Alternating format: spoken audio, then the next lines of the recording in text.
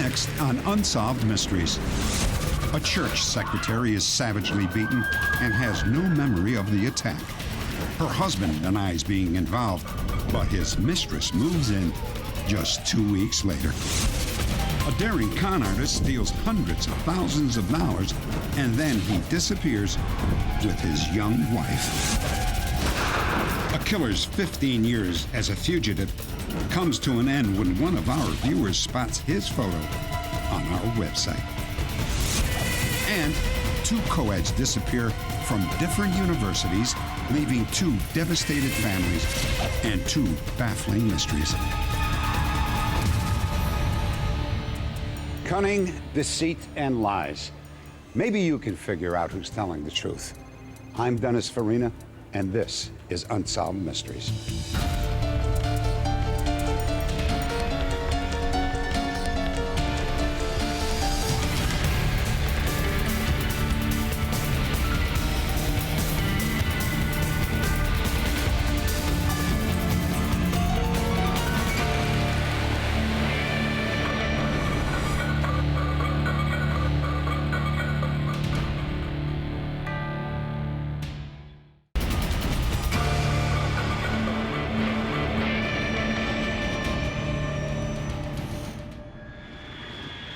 Winter Haven, Florida.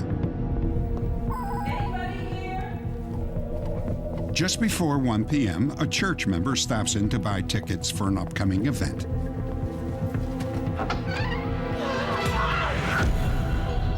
The woman finds 47-year-old Nancy Drake, the church secretary, close to death. She has been beaten so viciously that her skull split open. Nancy survives, but within 2 weeks, police discover that her husband, Thomas, has been cheating on her. While Nancy recovers in the hospital, he even moves his mistress into their home. Oh, go get it! There are 2 other potential suspects, but Thomas Drake is arrested for attempting to murder his wife. I did not beat Nancy. I could not beat Nancy. I'm not that type of a person. I never have been. I've never been one to fight anybody. I've always turned from fights. It's not me. Thomas Drake was convicted solely on circumstantial evidence. Nancy was the only witness, but the severe blows to her head erased all memory of the attack. The prosecution refused to participate in this story, but it maintains that Thomas Drake is guilty. When Nancy and Thomas Drake moved to Florida, one of the first things they did was to join the local church. Nancy sang in the choir and worked as the church secretary. Thomas was a truck driver who tape recorded the church services every Sunday. I just loved doing whatever I could at the church. It was not unusual for me to work 60 hours, 7 days a week, but I loved every moment of it. The concert is on Saturday night at 8. Thomas says Nancy's devotion to the church was taking a toll on their 9-year marriage. They even talked about a separation. Nancy got so involved in everything. She thought everything that happened, it couldn't be done without her. I was very unhappy with our relationship at home. I didn't have a wife anymore. She wasn't there for me. The day of the attack, Nancy was busier than usual selling tickets to a church concert. She didn't have time to break for lunch, so Thomas brought it to her. I arrived at the church approximately 15 after 12. There was a green station wagon parked there with a white-haired gentleman in it that I'd never seen before. But I didn't think too much about it because there was a lot of people attended church that I didn't know. Hi. Hi, Tom. Brought you lunch. Thank you. I went inside and Nancy said, "I'll be right back," and went to the back of the church somewhere. You just Miss Mary. Oh, I'll give her a call. Nancy returned to her office. Yeah, At that point, I left the church, and it was right at 12:30 then. Bye-bye. At 1:15, the pastor called Thomas at home. He said that Nancy had bumped her head and had gone to the hospital. But when Thomas got there, he learned that his wife was in intensive care. I just can't be very optimistic. When I finally got in to see her face was swollen so bad, her eyes were shut, her head was bigger than a basketball. You know, it was just unbelievable. He didn't look like a human being. And I couldn't believe that anybody could beat anybody that bad. At the church, police found the safe in Nancy's office open and empty. They later found the weapon used to beat her, a claw-toothed hammer. There were no fingerprints on it. Outside an office window, they found a muddy footprint. And inside, they found a fingerprint on the door. It belonged to a local man. This person lived in the area, was a former mental patient, and had no explanation for why his fingerprints would have been on the door. Another possible suspect was a white-haired man one of the parishioners noticed at the church that morning. This may have been the same man that Thomas saw when he brought Nancy her lunch. The police came up with this composite sketch and issued an all-points bulletin. The police hoped that Nancy would be able to tell them who assaulted her. But after the attack, her memory and her ability to speak were severely impaired. 3 weeks later, the Drakes had a conversation that would come back to haunt Thomas. I want to go home now. No, Nancy, you can't just leave the hospital without the doctor's permission. You don't care about me. You know that's not true. How would you like it if I hit you on your habit? Doctor's released you.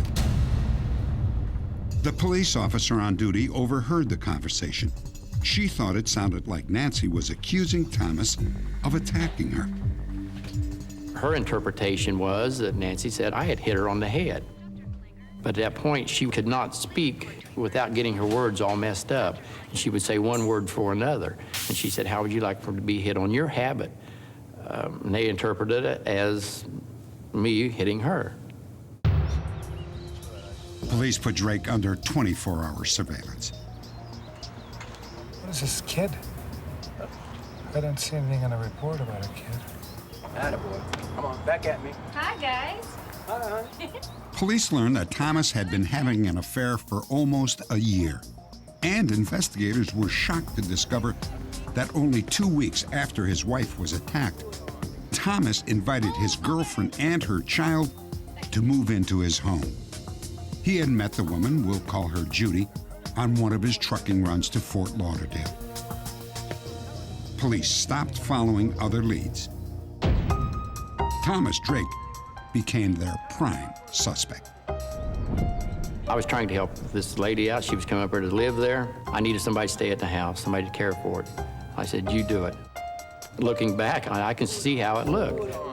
At the time, I didn't think anything about it at that point. The only thing I could care about was Nancy getting well and getting out, the hospital. I didn't even think about it. I really didn't. Thomas Drake? Yeah. I'm Detective Kirkland. Yes, Officer Kirkland. How you doing this evening? Would like to take you down to the station, please. Yeah, sure. What for? We're placing you under arrest for the attempted murder of your wife. What's going on here? Under arrest? No, there's Would got you to be come some with us too, mistake. please? There's got to be some mistake. In addition to arresting Thomas, police took his girlfriend Judy and her son to the police station. Thomas agreed to be questioned without an attorney present. That was a mistake. I've already hurt Nancy. I don't want to hurt Judy. I just don't want to drag Judy into this mess. And he said, then you cooperate with us and you tell us how you beat Nancy. I said, I didn't beat Nancy. He said, well, you just said you hurt her. And I said, yes, but I'm telling you, by getting a divorce and us splitting up, I said, that was enough hurt for her. I said, I've done her enough harm. I said, I didn't physically hurt her, and I couldn't do that to anybody. I woke up the other night screaming. Thomas said that he had dreamed of Nancy calling out to him, saying, no, Tom, no. Also, he admitted that he agreed in theory with the police hypothesis that it was possible for him to have attacked his wife and then blocked all memory of it. Police felt that both statements suggested Thomas was guilty. I don't know why. There was a portion of the tape-recorded statement that Tom gave to the police when Tom's denial sounds like a hypothetical one. And it was only after the detectives took him to hypothetical questions that they got him to say, I don't believe I could have committed this crime. long have you known Tom? Police also questioned Thomas's mistress, Judy. You were planning on living with Tom. Yes. Did you know he's married? No. He told me he was divorced. Judy would eventually become a witness for the prosecution. Thomas was charged with robbery and attempted murder. And then his attorney brought an offer from the prosecutor. He's agreed to drop the charges of attempted murder and robbery if you plead guilty to grand theft. He said, the only reason they offered this, they know they don't have any evidence against you, and they're hunting a way out. I said, well, I'm not going to plead guilty to something I didn't do. He said, that's all I need to hear, and that was it. I turned it down. Coming up, Nancy's memory returns and she thinks that she can identify her attacker. Was it Thomas?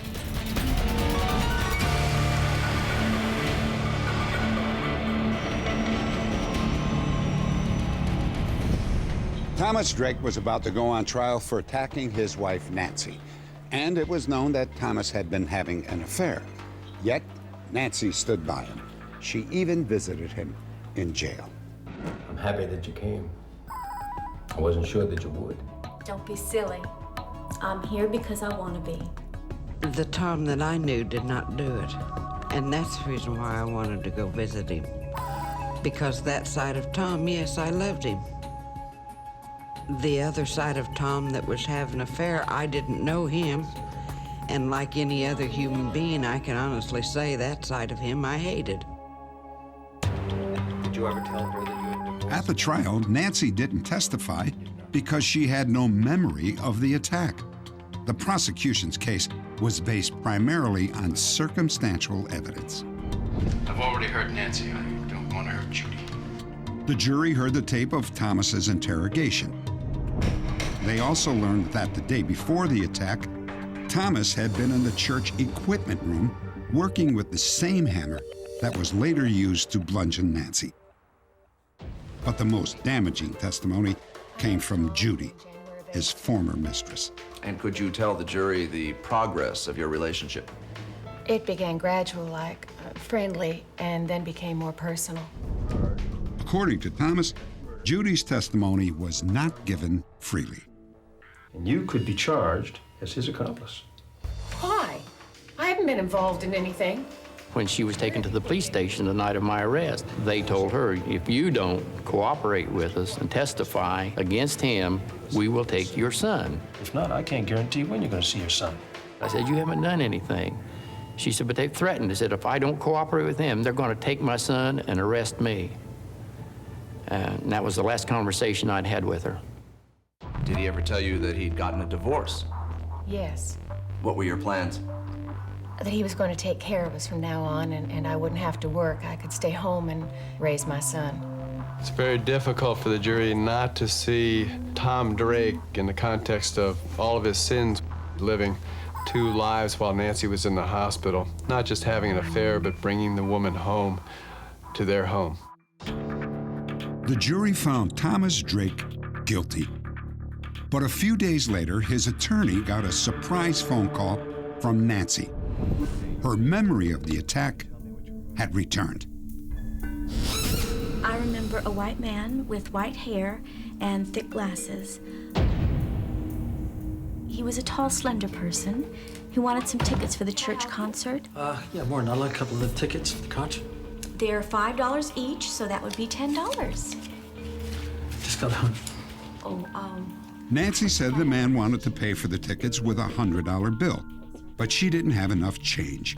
He convinced her to go to the equipment room and open the safe. I went down to the safe and I opened it, and just after I'd done that, he came back and hit me. What's the last thing you remember? The last thing I remember is that I should have never opened the safe. Nancy told the judge her story, and he agreed to give Thomas a new trial. Once again, Thomas was offered a plea bargain, and once again, he rejected it. Thomas believed that Nancy's testimony would clear his name. Nancy Drake, Tom Drake's wife, says that Tom did not attack her. And I expect her to come before you and testify as to her memory of these events. I don't know if I can do this. However, just moments before she was due to take the stand, Nancy's memory suddenly failed. Her medication had been changed the day before, and she couldn't tell the difference between what she had been told and what she actually remembered. The pressure she felt of Tom's fate, her husband's fate, being on her shoulder was such that emotionally she was not able to testify. Call your next witness, please. The defense rests, Your Honor. Thomas's lawyer was forced to rest this case without calling Nancy to the stand. And without Nancy's testimony, the jury had every reason to believe that Thomas was guilty. Count one. We, the jury, find as to the defendant, Thomas Eugene Drake, guilty of attempted second-degree murder with a weapon. It was just unbelievable that with no evidence, they could return a verdict that way. But they did. The jury, the state played totally upon their emotions of this affair I was having with another woman. And that's the only thing they convicted me of. The guilty verdict came as a major shock to Thomas, but even a bigger shock came the day he was sentenced. The sentencing guidelines called for a 5-year sentence, and the judge decided that 5 years wasn't enough.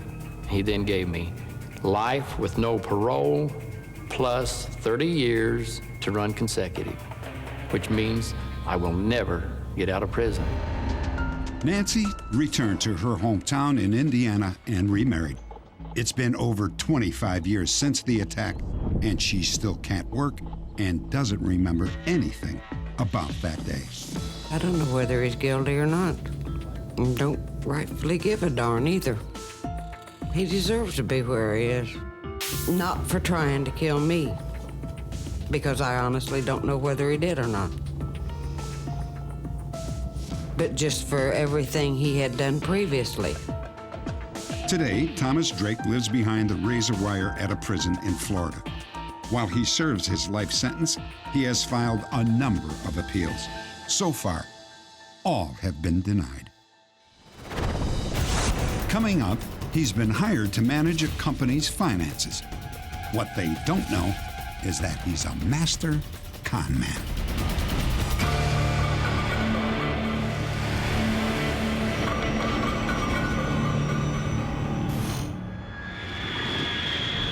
Baton Rouge, Louisiana. When Brent Trouth decided to sell his Nissan sports car, he found the perfect buyer, John Maggio.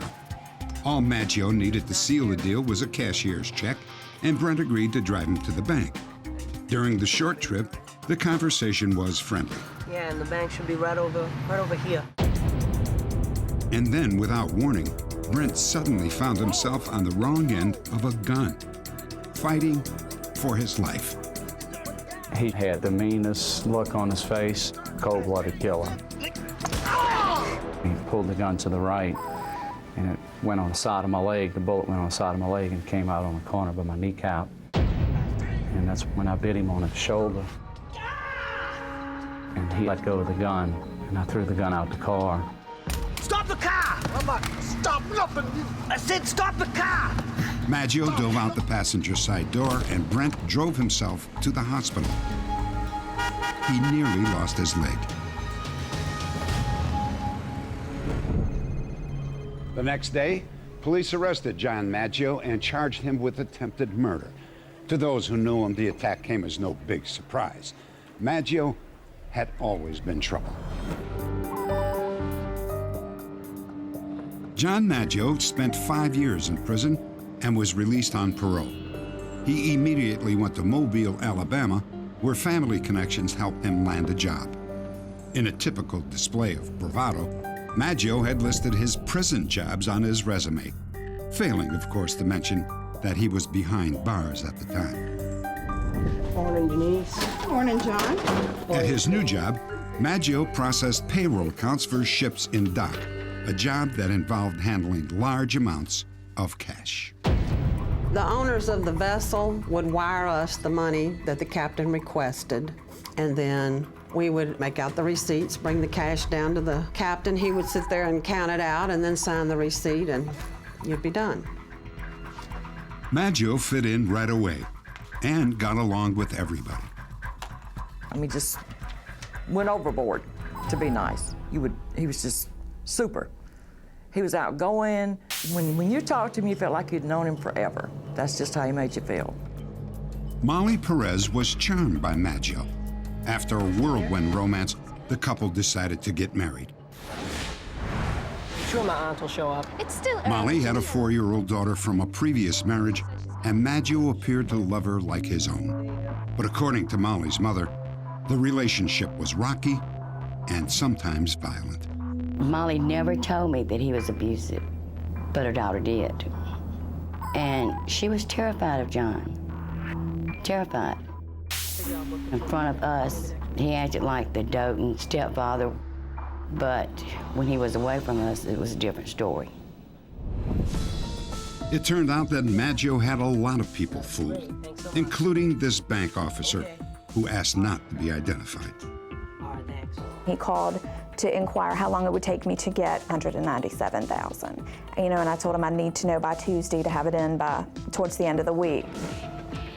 Police believe Maggio snuck back into his office after hours, unlocked the filing cabinet, then walked out with a blank check. Morning, Miss Henderson. Oh, hi, Miss He then showed up at the bank with a forged check for $197,000. It was a well-established account. He was a well-known person to be, responsible for picking up and calling in the orders, and the signature was a match. The bank officer said Maggio was friendly but nervous. Maggio explained his behavior by saying that a co-worker had been killed doing a similar job. Moments later, Maggio calmly walked out of the bank and simply disappeared. Collect green shipping.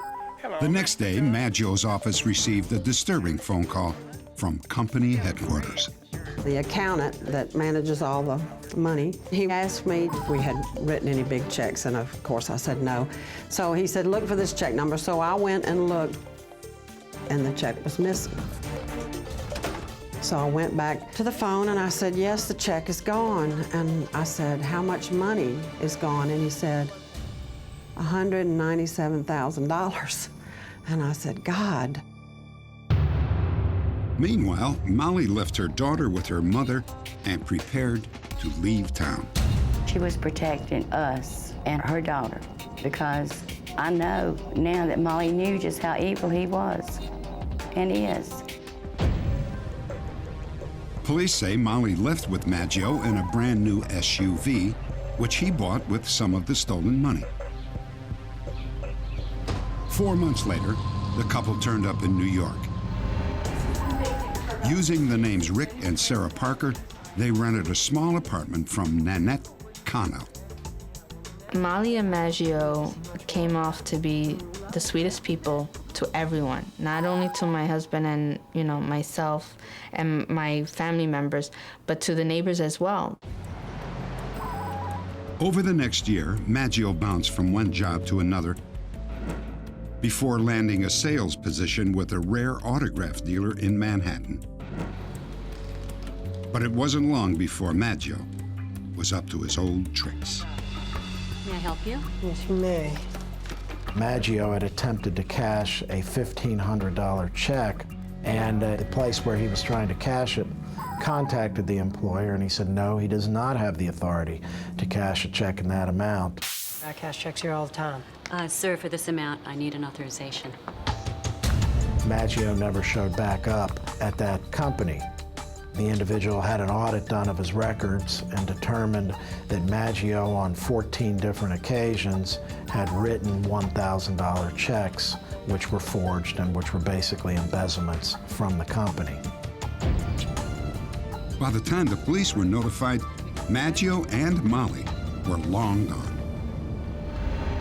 Early in the morning, it must have been like 6:30 in the morning, I suddenly get a phone call from Maggio. Hello? Hey there, Nanette, it's Rick. And he was like, oh, I'm taking Molly to the hospital. She's very sick. Watch the dog. I left the key underneath the mat. Nanette was surprised and concerned for Molly. But before she could ask any questions, Maggio hung up the phone. I'll give you a call later. Bye. Right there, all the cards started falling right into place. Something is very fishy. Sarah! Nanette was suspicious, so she went down to check on her tenants. The apartment was trashed and the Maggios were gone. Detectives later discovered that Molly had bought 2 airline tickets for a flight from New York to Los Angeles. You got him? Yeah. Update. John Maggio had been on the run for 2 years when a co-worker recognized him from a photo at the local post office and called police. Maggio was arrested and charged with federal bank fraud and parole violation. He served 24 months and was released. His wife, Molly, was never charged with any crime. Coming up, the Vietnam War separates a fighter pilot from his daughter.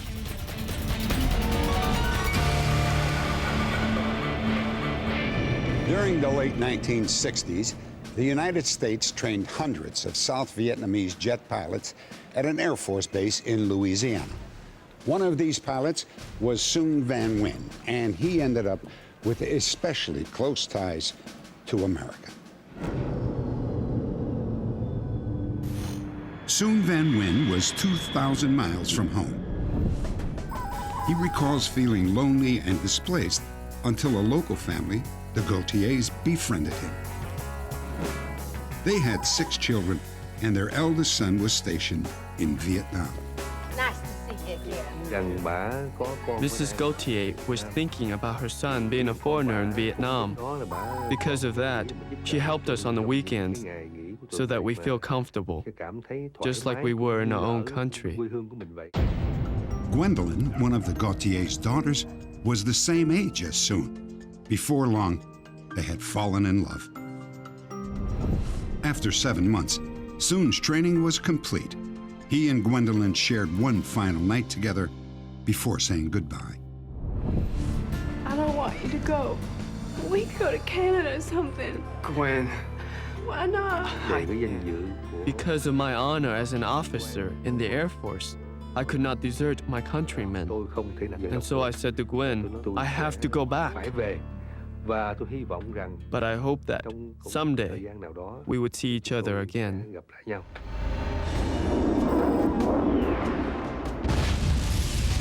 Within weeks, Soon was flying combat missions in Vietnam. He received many letters from Gwendolyn, but one would forever change his life. Gwen was pregnant with their child. Coming back from a tense mission and hearing the good news, I was so happy at that moment. Late in August, Gwendolyn gave birth to a healthy baby girl and named her Kimberly Karen. More than 5 years passed, with Soon unable to see his daughter. Finally, his luck changed. Soon was sent back to the base in Louisiana for more training. He was uncertain how the Gautiers would react to his arrival. I don't believe it. Soon? Hello, Mrs. Gautier. Oh. Mrs. Gautier arranged for Soon to visit Gwendolyn, who was now married and living in Houston, Texas.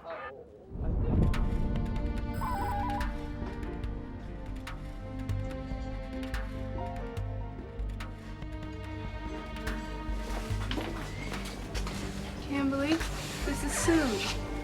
Soon? Emotions were running high. I really wanted to hug my child, this child I had waited so long to see, but the situation simply did not allow it. Gwendolyn and Kimberly returned to Louisiana for the rest of Soon's assignment. For nearly a month, Kimberly lived with her grandmother and Soon spent every free moment with his daughter. Hi, Daddy. Soon did not know that Mrs. Gautier had told Kimberly that he was her father. What'd you say? Daddy? Why you call me that? Because you are. How do you know that? Then Kim said, because her hair was black, her eyes were black, and her skin was dark skinned. And she was especially proud to point out that she had a flat nose, an Asian nose. Finally, the day came that Soon dreaded. Gwendolyn had to take Kimberly back to Houston. Soon knew he might never see his daughter again. We got to go. I didn't know if I would ever see my daughter again. I couldn't control myself. I broke down and cried. And that's the truth. Shortly after, Soon returned to the war. When Saigon fell, he was incarcerated at a communist re-education camp for the next 10 years. After his release, Soon remarried, had 2 children, and eventually immigrated to the United States. He immediately started to look for Kimberly. Because of that time we have a beautiful memory in common. I believe it is possible that beautiful memory Kim and I share has engraved itself on her mind, so whenever Kim thinks of her father, she knows that I wish only the best for her. I care about her. She understands me and knows that I really love her. Update. The night this story aired, we received calls from Kimberly's friends and family. They told us that Kimberly lived in Pineville, Louisiana, and that she was thrilled to learn that her dad was looking for her. A few days later, Soon traveled to Louisiana for a reunion with Kimberly. They had not seen each other for 20 years. Hi. Hey. Oh, good to see you. When in Vietnam, I never think I can meet her. But now it's my dream can be true. I'm very, very happy. Sure. It was just, you can't describe the feeling. It was just like, nice. It doesn't do the feeling justice, but it was just incredible, fantastic, wonderful, great. Later that day, Soon celebrated with Kimberly's family, including her mother, Gwendolyn. To see them together is just a dream come true. A fairy tale that had some bad detours, but it came to a happy ending. I knew that wherever he was, that he loved me. And I was always certain in my heart that one day we would be back together. Oh, this is a big day, a happy day. I think I cannot forget it. Coming up, 2 young co-eds on opposite sides of the country mysteriously vanish.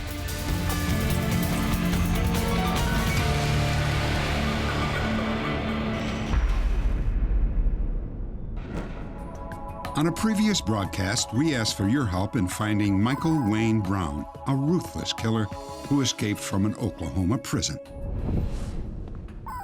What are you doing here? Brown, then 18 years old, was committing a burglary with another teenager when an employee stopped by to pick up a file.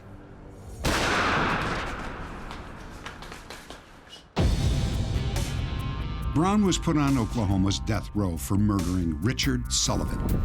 However, the sentence was later commuted to life without parole. 9 years into Brown's sentence, a lonely widow named Donna Moses began writing him letters as part of her church group's attempt to help convicts find spiritual comfort.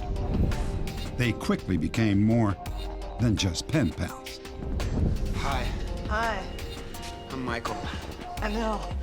She was lonely, and she needed that companionship. Someone, you know, to talk to her about things and show her love and affection, and that's what she got from him. You, Michael Wayne Brown, take this woman to be your lawfully wedded wife. To love her, to 3 months later, they were married. I do. Brown was transferred to a minimum security prison where he and another inmate jumped a 4-foot fence and escaped.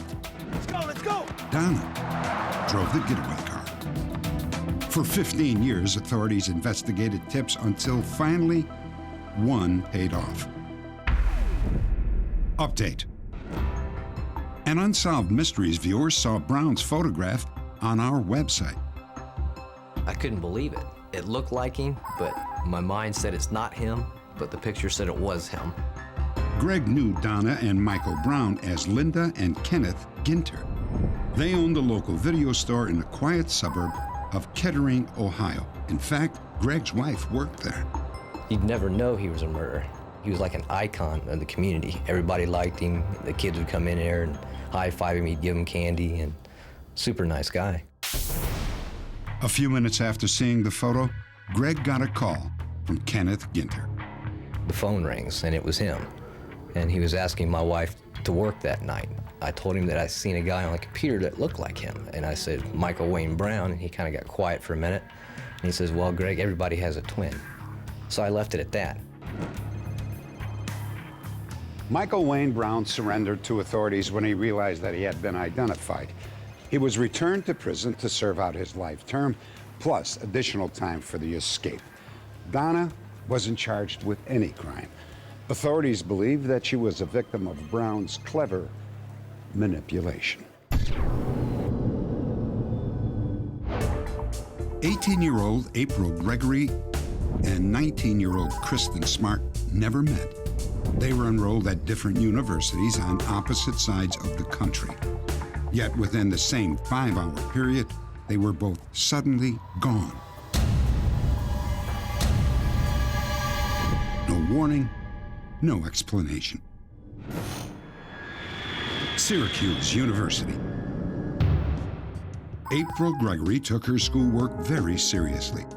When she finished her freshman year, she immediately enrolled in the summer session. On an ordinary spring night, April's brother, Lamar, dropped her off at her dorm. I helped April with her bags to the front of the dormitory, and that was the last I saw her. April walked up these steps, entered these doors under the watchful eyes of dorm officials, and went to her 7th floor room. That's all anyone knows. A short time later, police searched April's room. They discovered that when she disappeared, she had not finished unpacking, and in the closet, only one clue. Her work uniform was missing. This was the path that April normally took to her job at a local restaurant. But that night, she never arrived at work. Really did she miss work? Very really. I just knew something bad had happened to my baby. And almost at the same moment that April Gregory disappeared, another young woman mysteriously vanished 3,000 miles away. 19-year-old Kristen Smart was a freshman at Cal Poly State University in San Luis Obispo. About the same time April should have been heading to work in New York, Kristen was walking along this road in California. She was returning to her dorm after a party. She was not alone. 19-year-old Paul FLORES was also a freshman at Cal Poly. He had offered to walk Kristen home after the party. An eyewitness saw Paul and Kristen at this corner. Paul told police that Kristen went to her dorm and he crossed the street to his. Kristen phoned home every Sunday religiously. And when that Sunday passed and she hadn't phoned, I knew something was wrong. Police and volunteers searched the campus for Kristen, but they didn't find a clue. Then cadaver search dogs were taken through the dorms. Those dogs hit on this room, room 128 at the Cal Poly campus, and specifically came into this room and hit on this mattress and the corner of this mattress. This room was occupied by the male subject that was last seen with Kristen Smart. That male subject was Paul FLORES. Authorities became suspicious of FLORES' statement that he and Kristen had gone home separately. When they got to approximately here, he says he continued into his dorm, which is up the hill, and she left and went up between the two dorms to her dorm. However, we believe that based on what we'd learned from the search dogs, she actually continued into his dorm with him. At this time, Kristen Smart is still considered a missing person. We never give up hope that Kristen will be found, but as any parent can imagine, the longer that it goes on, the dimmer the light, and you can only hope. April Gregory's family feels the same way. There's a neighbor girl, she resembles April a lot, and I'd be in the kitchen sometime and she walks in the house with my heart fluttered because I'd be hoping it's my April, and I feel so disappointed when it's not. Everything brings April to my mind. I don't cry as much as I used to, but the pain's still there. I really miss our daughter. Update. There are new developments in this case, and here's one of our staff with details. More than a year later, April Gregory's former boyfriend, Terrence Evans, was charged with her murder. Evans is currently in prison serving 25 years to life. In the case of Kristen Smart, Paul FLORES was ultimately arrested in 2021 and charged with Kristen's murder. His father, Ruben FLORES, was also arrested and charged as an accessory after the fact. They have both pleaded not guilty and await trial.